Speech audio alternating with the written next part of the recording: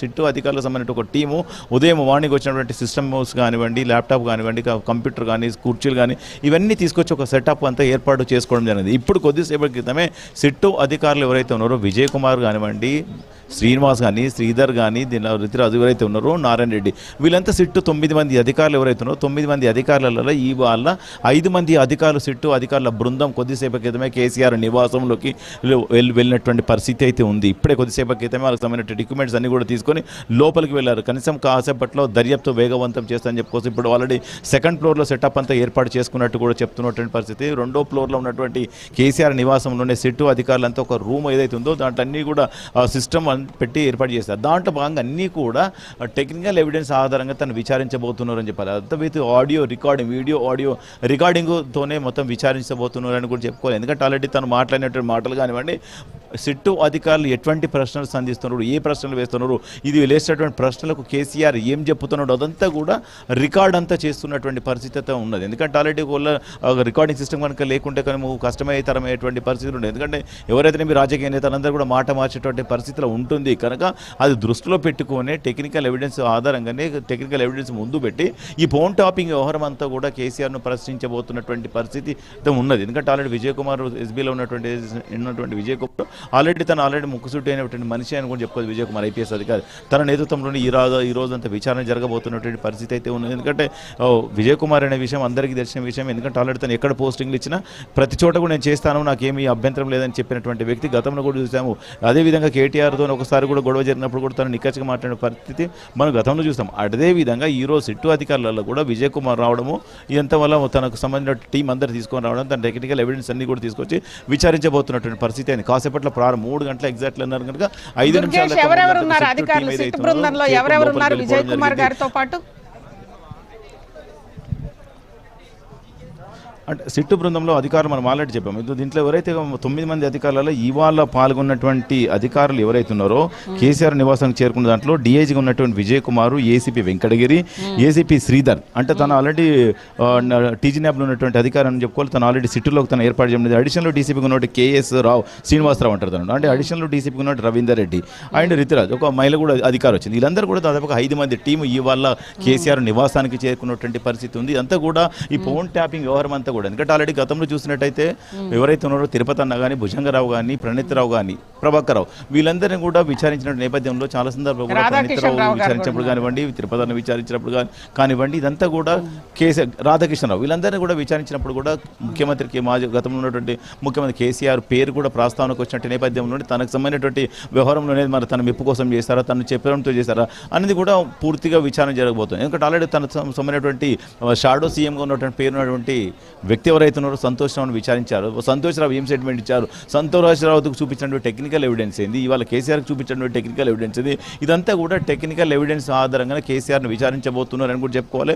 ఎందుకంటే ఆల్రెడీ పరిసర ప్రాంతాలన్నీ కూడా కార్యకర్తలు ఎవరు రాకుండా కూడా అసలు దిగ్బంధన చేశారని కూడా చెప్పుకోవాలి. ఎందుకంటే నందినగర్ కానివ్వండి, పాటికాలయం పరిసర ప్రాంతాలన్నీ కూడా ఉదయం నుంచి కూడా ఇక్కడ పరిసర ప్రాంతాలన్నీ కూడా పోలీసులు కూడా భారీ బందోబస్తు ఏర్పడి 3 అంచెల భద్రత రావాలి అంటే దాదాపుగా 3-4 ప్లేసెస్ కూడా ఎక్కడికక్కడ కట్టడి చేయడం జరిగింది. ఆల్రెడీ తెలంగాణ రాష్ట్ర వ్యాప్తంగా నిరసనలు చేయాలని చెప్పి బీఆర్ఎస్ పార్టీ పిలుపు ఇచ్చిన నేపథ్యంలోనే తెలంగాణ రాష్ట్రం పిలుపు ఇవ్వడం జరిగింది. అదేవిధంగా హైదరాబాద్ నగరానికి చేరుకోవాలా, బీఆర్ఎస్ పార్టీ కార్యాలయానికి చేరుకోవాలని చెప్పి పిలిపించినట్టు నేపథ్యంలోనే ఎక్కడికక్కడ హౌస్ అరెస్ట్ చేసినటువంటి పరిస్థితి మనం రాత్రి నుంచి కూడా చూస్తున్నాం. ఇప్పటివరకు కూడా కార్యకర్తలు కానివ్వండి, ముఖ్య నేతలు కానీ ఎవరు కూడా ఇంతవరకు ఇక్కడ రాలేనటువంటి పరిస్థితి అయితే ఉన్నది. ఎందుకంటే పంజగుట్ట వైపు నుంచి వస్తున్నారంటే ఆల్రెడీ చెక్ పోస్ట్ ఏదైతే ఉందో పంజగుట్ట పరిసర ప్రాంతాల్లో ఒక చెక్ పోస్ట్ పెట్టడం, ఎన్టీఆర్ ట్రస్ట్ దగ్గర చెక్ పోస్ట్ పెట్టారు, జూబ్లీహిల్స్ పరిసర ప్రాంత చెక్ పోస్ట్ సమీపంలో అక్కడ చెక్ పోస్ట్ పెట్టారు, అదే క్యాన్సర్ హాస్పిటల్ సమీపంలో పెట్టారు. బీఆర్ఎస్ పార్టీ పరిసర ప్రాంతాలు కానివ్వండి, రోడ్ నెంబర్ 10 కానీ, రోడ్ నెంబర్ 10, 12, 13, 14 ఏదైతే ఉన్నాయో ఈ బంజారాస్కి సంబంధించినటువంటి రోడ్లన్నీ కూడా పోలీసులు ఎక్కడెక్కడ చెక్ పోస్ట్ పెట్టారు. లోపలికి ఎవరు రానివ్వకుండా మొత్తం కట్టడి చేసినటువంటి పరిస్థితి అయితే మొత్తం నందినగర్ అంతా కూడా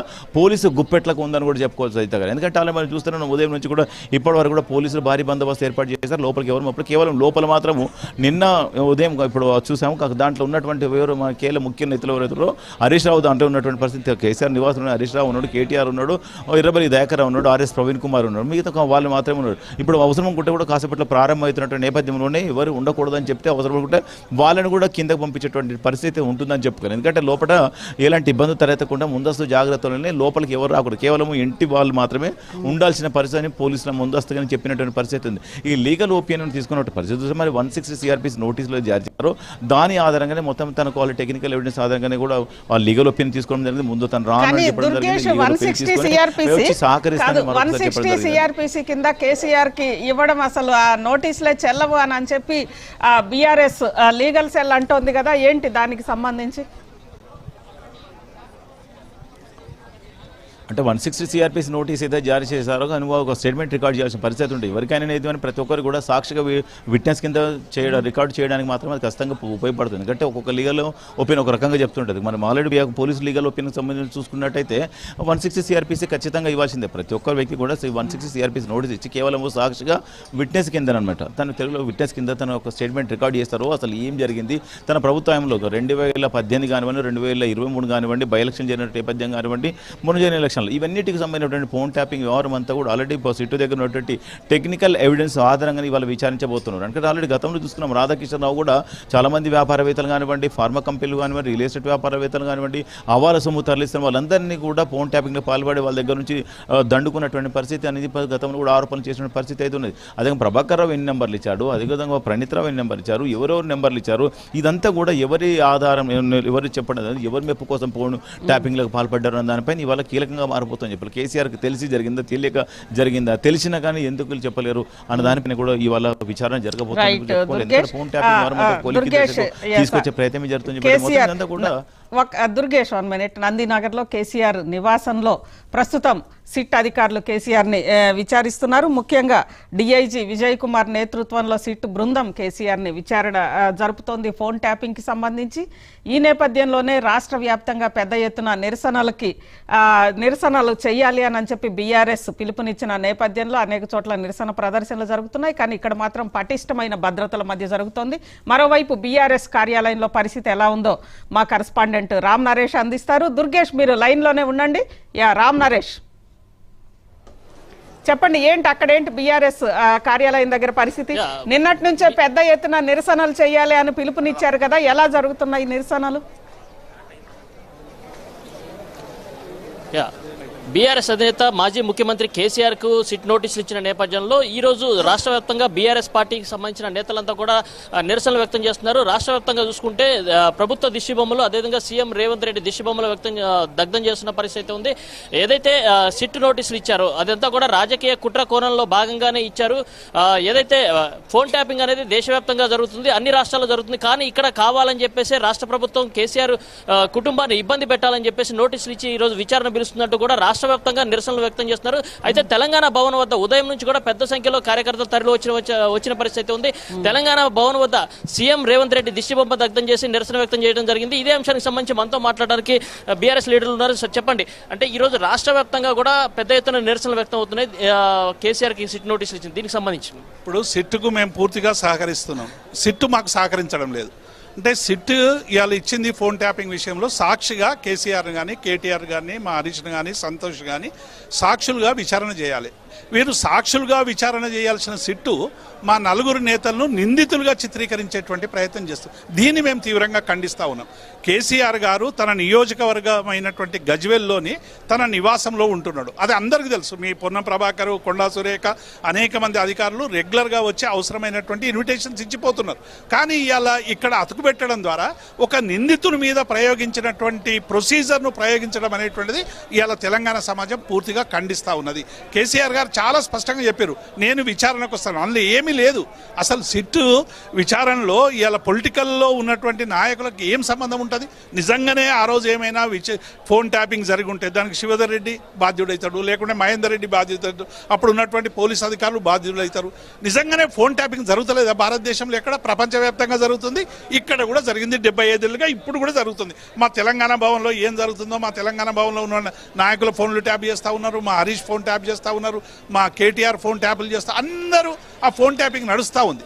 కానీ ఇవాళ ఏమైపోయిందంటే ఫోన్ ట్యాపింగ్ చేసిందని ఒక దుర్మార్గంగా బురద జల్లేటువంటి కార్యక్రమం చేస్తూ ఉన్నారు. పంచాయతీ ఎన్నికల్లో ఒక అద్భుతమైన విజయం సాధించినటువంటి బీఆర్ఎస్ పార్టీ మళ్ళీ మున్సిపల్ ఎన్నికల్లో అప్రతీతంగా విజయం సాధిస్తుందనేటువంటి ఒక వార్తలు వచ్చినటువంటి నేపథ్యంలో దాన్ని డైవర్ట్ చేయాలని కుట్రలో భాగంగానే ఇవాళ మా హరీష్ను కేటీఆర్ను డిస్టర్బ్ చేసే ప్రయత్నం చేస్తా ఉన్నారు. తెలంగాణ భవన్ వద్ద పోలీసులు భారీ బందోబస్తు ఏర్పాటు చేయడం జరిగింది. భవన్ లో నుంచి బయటికి కూడా పోనీకుండా ఎందుకు అడ్డుకోవాల్సి వస్తుంది? ఇది మినీ ఎమర్జెన్సీగా తయారైంది. ఇది రేవంత్ రెడ్డి మరి రాహుల్ గాంధీ ఏమో రాజ్యాంగం పట్టుకొని రోజు ఢిల్లీ పురవీధుల్లో తిరుగుతాడు. ఇక్కడనేమో రాజ్యాంగాన్ని కాళ్ళ కింద దొక్కుతున్నారు.